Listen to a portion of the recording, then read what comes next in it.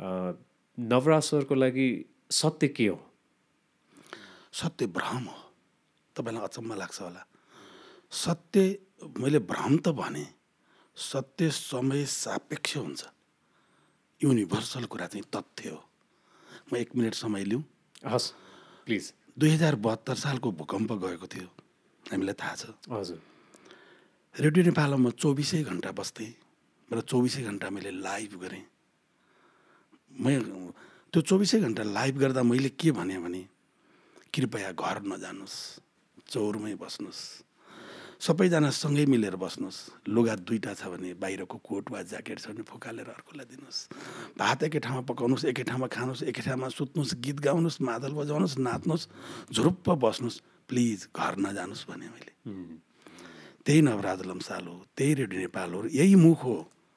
कोरोनाको बेला मैले के भने प्लिज घरबाट कोही बाहिर नजानुहोस्, कसैलाई नछुनुहोस्, एकै ठाउँमा नखानुहोस्, कसैले खाएको चिज नछुनुहोस्, कसैले लाएको लुगा नलाउनुहोस्, जति माया भने छोराछोरीलाई नमुसार्नुहोस् भने।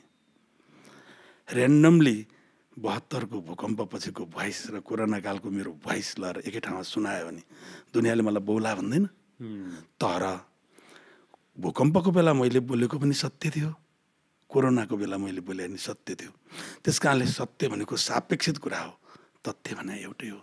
समाजमा हामीले त्यो जे चिजलाई सत्य भनिरहेछौँ त्यो समय सापेक्षित थियो होला, यो समयको लागि त्यो असत्य हुन सक्छ। सत्य अनि तथ्य, त्यो दुईटा बिचको सिक्काको दुईटा पाटो जसरी हेर्नु मिल्छ यसलाई?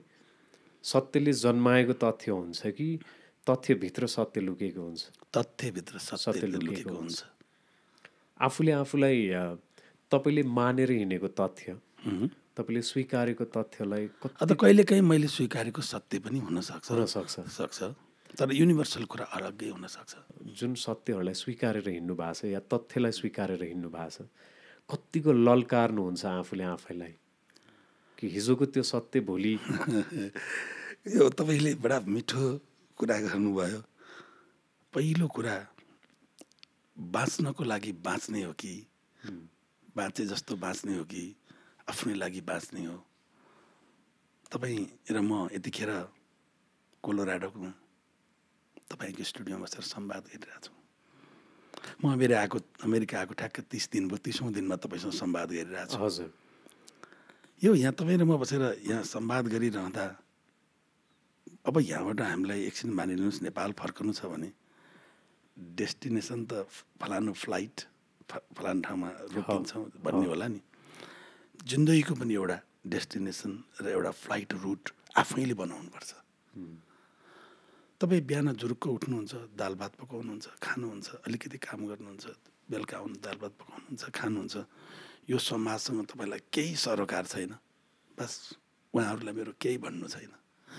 जो ठुला स्वरमा बोल्नुहुन्छ, जो कलम उठाउनुहुन्छ र जो गाउनुहुन्छ, उहाँहरूले चाहिँ आफ्नो जीवनको एउटा दृष्टिकोण बनाउनुपर्छ र आफ्नो बाटो तय गर्नुपर्छ।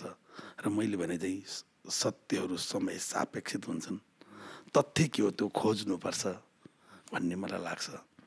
कहिलेकाहीँ तपाईँको शब्द म आफूलाई ललकारे जस्तो लाग्दैन होला। म पनि मान्छे हुँ, कहिलेकाहीँ हारे जस्तो पनि लाग्छ होला, कहिलेकाहीँ आँसुले आँखा पनि भरिन्छ होला, कहिलेकाहीँ तर पीडा पनि हुन्छ होला। तर मेरो जिन्दगीमा 2 चिज मेरो बसमा छ, मेरो भोक र मेरो निद्रा मेरो बसमा छ। मान्छे बिहान जुरुक्क उठेपछि ओहो भोक लाग्यो, बिहान ब्रेकफास्ट नगरी त घरबाट म निस्किनै सक्दैन भन्ने हुन्छ नि। यात्रामा हिँड्दा 9 बजी भेटिँदा ओहो 9 बजिसक्यो यार, भात नखाइ त नजाउँ, पहिला खाउँ भने मात्रै जाउँ भन्छन् नि। तपाईँ र म यात्रा गऱ्यौँ भने ल आज कहीँ केही खान पाइँदैन, 4 बजी मात्रै खाउँ भन्नुहोस्, मेरो भोक अधीनमा राखेर म 4 बजाउन सक्छु। र मलाई जुन सुकै चिज भए पनि ओछ्यान र मेरो भेट भएपछि म निदाउन सक्छु। त्यो भोक र निद्रा मेरो अधीनमा छ। किन छ भने नि म मेरै अधीनमा छु।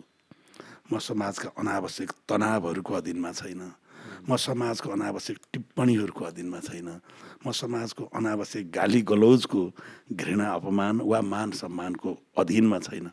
म मेरै अधीनमा छु, म निदाउन सक्छु। त्यस कारणले दुनियाँले ललकारेका कुरा मेरो आत्मविश्वासको अगाडि केही होइन।